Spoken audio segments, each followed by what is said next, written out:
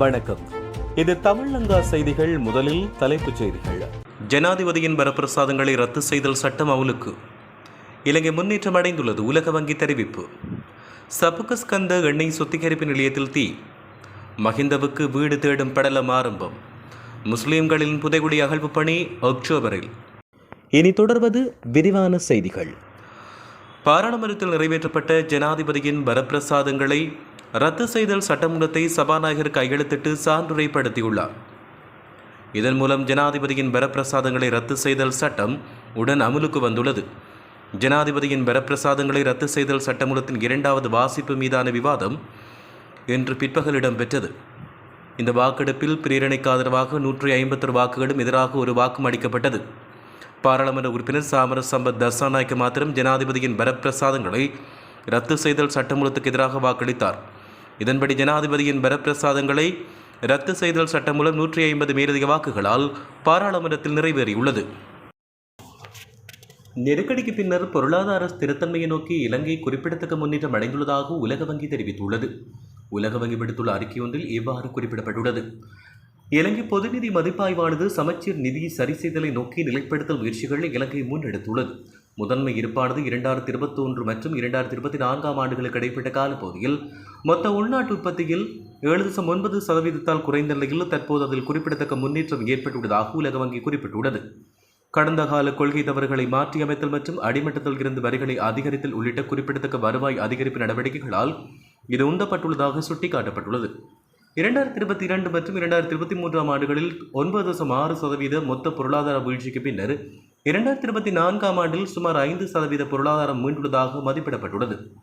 2024 வரை பொருட்களின் விலைகள் அதிகமாக இருந்த போதிலும் பணவீக்கத்தை சமாளிப்பதற்கான நிதி மற்றும் பணவியல் முயற்சிகள் குடும்பங்களுக்கு, குறிப்பாக பாதிக்கப்படக்கூடிய பிரிவுகளுக்கு பயனளித்துள்ளதாக உலக வங்கி குறிப்பிட்டுள்ளது.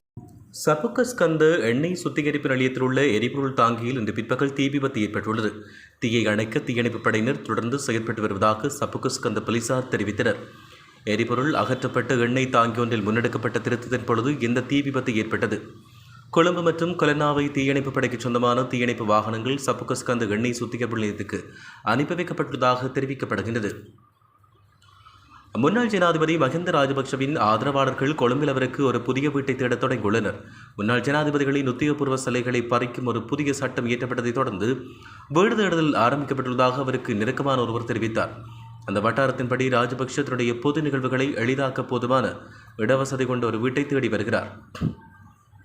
முன்னாள் ஜனாதிபதிகளின் உறுத்துரிமைகள் நீக்குதல் சட்டம் மூலம் 150 மேலதிக வாக்குகளால் நிறைவேற்றப்பட்டுள்ளது.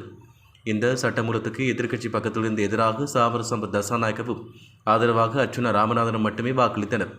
பாராளுமன்றில் புதன்கிழமை ஜனாதிபதிகளின் உறுத்துரிமைகள் நீக்குதல் சட்டமூலம் மீதான விவாதம் காலை 11 மணி முதல் மாலை 3:30 மணி வரை இடம்பெற்றது. இதையடுத்து சட்டமூலத்தை நிறைவேற்ற சபை முதல்வரும் அமைச்சருமான விமல் ரத்நாயக்க வாக்கெடுப்பை கோரினார். 1986 ஆண்டு 4ஆம் இலக்க ஜனாதிபதியின் உறுத்துரிமை சட்டம் ரத்து செய்யும் பொருட்டு இச்சட்டம் மூலம் தயாரிக்கப்பட்டுள்ளது. 1986 ஆண்டு 4ஆம் இலக்க ஜனாதிபதிகளின் உறுத்து சட்டம் இந்த சட்டமூலத்தினூடாக ரத்து செய்யப்படும் சட்டத்தின் 2வது பிரிவின் ஏற்பாடுகளின் பிரகாரம் முன்னாள் ஜனாதிபதிகள் அல்லது முன்னாள் ஜனாதிபதிகளின் விதவையான மனைவியருக்கு வழங்கப்படும் ஏதேனும் ஒரு வீடு அல்லது செலுத்தப்படுகின்ற மாதாந்த கொடுப்பனவு ரத்து செய்யப்படும்.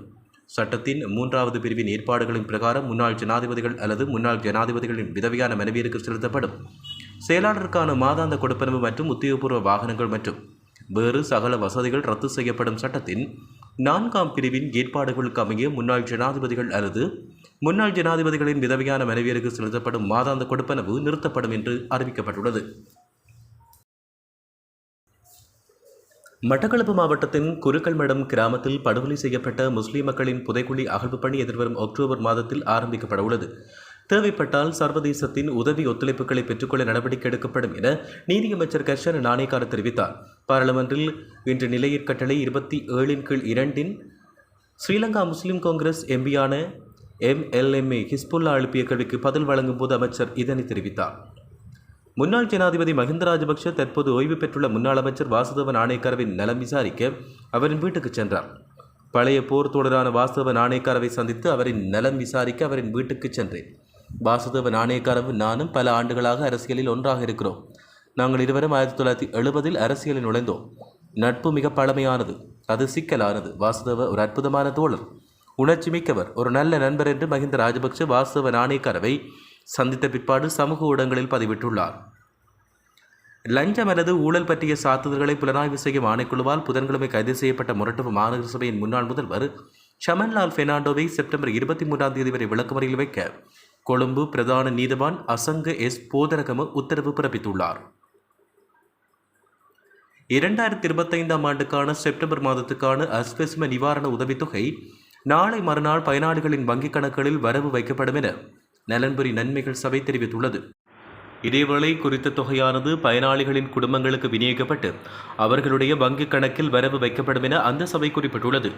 அதன்படி செப்டம்பர் 12 முதல் சம்பந்தப்பட்ட பயனாளிகள் தங்களது வங்கிக் கணக்குகள் மூலம் அஸ்வெஸ்ம நிவாரண உதவித்தொகையை பெற்றுக்கொள்ள முடியும் என அறிவிக்கப்பட்டுள்ளது.